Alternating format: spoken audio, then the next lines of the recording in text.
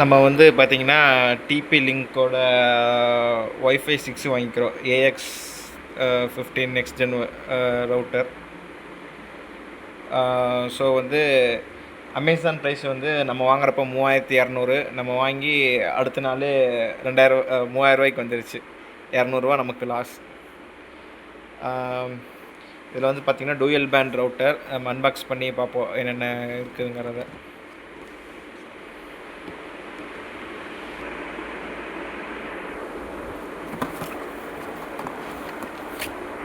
இருங்க, நான் எடுத்துகிட்டு